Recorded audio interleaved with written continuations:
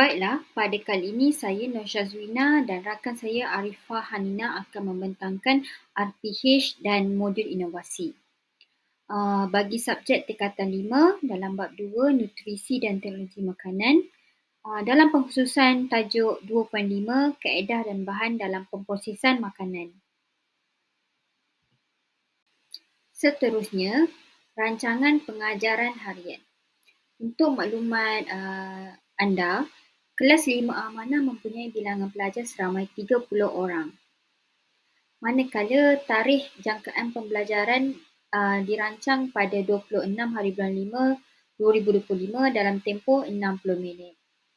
Rancangan pengajaran harian ini memberi fokus kepada 3 kemahiran iaitu membaca, menulis dan mendengar.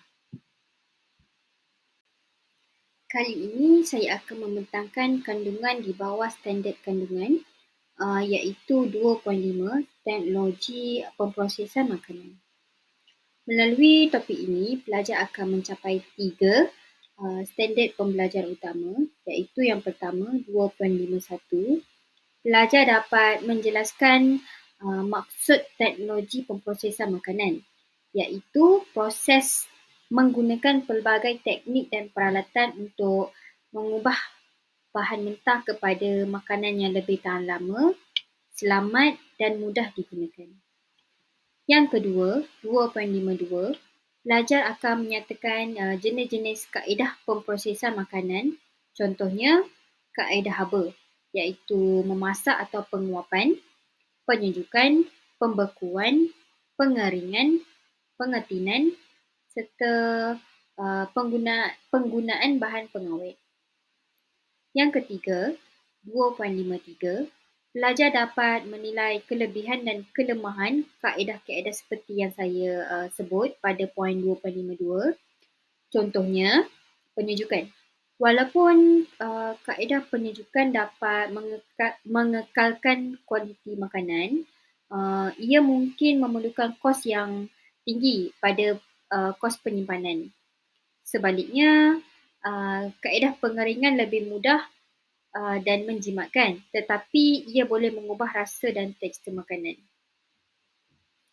Dengan pemahaman ini, pelajar mampu membuat pilihan yang bijak tentang kaedah pemprosesan makanan yang bersesuaian mengikut situasi dan jenis makanan. Untuk objektif pembelajaran pula, terdapat 3 perkara utama yang ingin dicapai. Objektif yang pertama adalah menyatakan sekurang-kurangnya 4 kaedah pemprosesan makanan. Objektif yang kedua, menjelaskan fungsi bahan kimia seperti pengawet, pewarna, peluntur, perisa, penstabil makanan, pemanis, antioksidan dan juga pengetinan.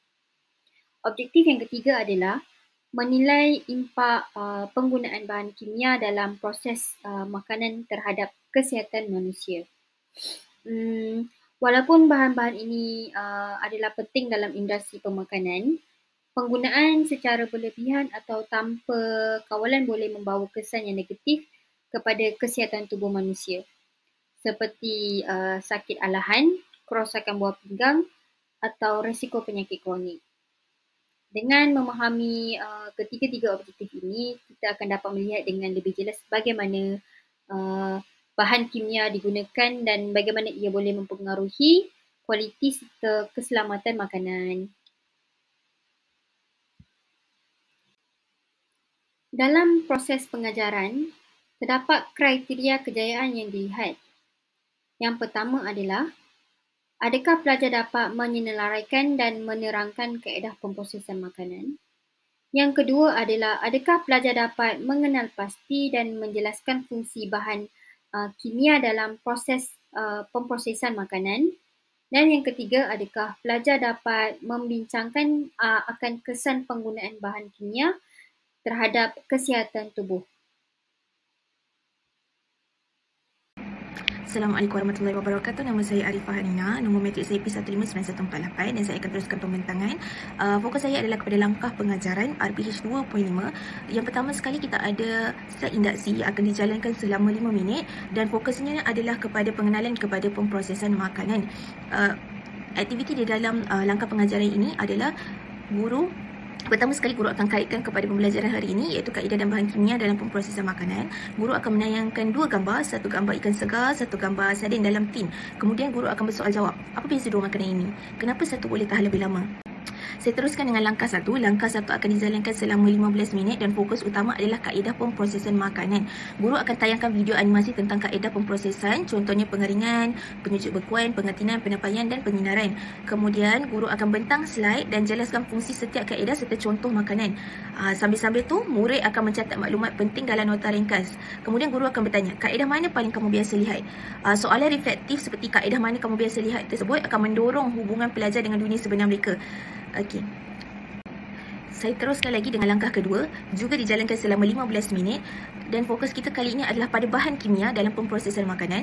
Guru akan menayangkan dan jelaskan fungsi bahan kimia seperti pengawet, pewarna, perisa, peluntur, antioksidan, pemanis, penstabil dan pengimulsi.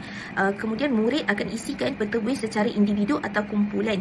Kemudian guru akan beri contoh makanan sebenar yang mengandungi bahan kimia tersebut. Kemudian murid akan berbincang sesama mereka kenapa bahan ini digunakan, apa kesan jika berlebihan. Ini dapat menggalakkan pembelajaran kooperatif antara individu ataupun kumpulan mereka. Seterusnya langkah 3 yang akan fokus kepada kesan bahan kimia dan amalan selamat. Ini juga akan dijalankan selama 15 minit. Guru akan bahagikan murid kepada kumpulan kecil. Setiap kumpulan akan bincang impak penggunaan bahan kimia terhadap kesihatan manusia dan haiwan peliharaan.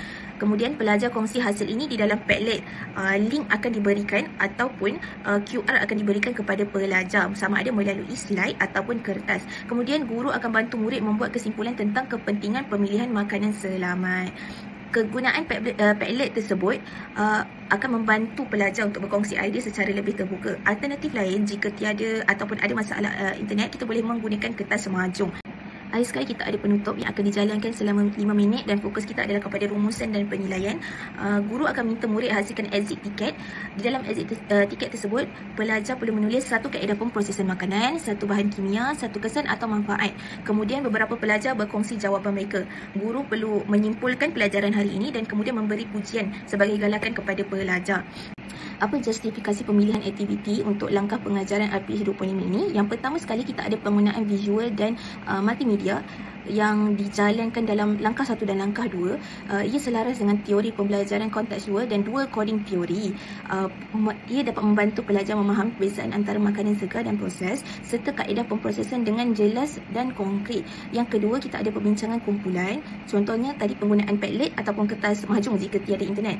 Ini selaras dengan pembelajaran kooperatif dan juga dialog sosial Vygotsky. Ia mendorong kolaborasi, pengukuhan komunikasi dan penglibatan aktif pelajar dengan teknologi dan juga berinteraksi dengan orang sekeliling mereka. Akhir sekali kita ada penilaian formatif menggunakan exit ticket. Strategi ini dapat digunakan untuk penilaian formatif dan juga refleksikan diri. Apabila murid menyatakan dalam exit ticket satu kaedah, satu bahan kimia dan satu kesan dalam exit ticket, dia membolehkan guru menilai kefahaman serta memberi peluang murid membuat sintesis maklumat dan juga refleksi. Okey, itu sahaja daripada saya. Terima kasih.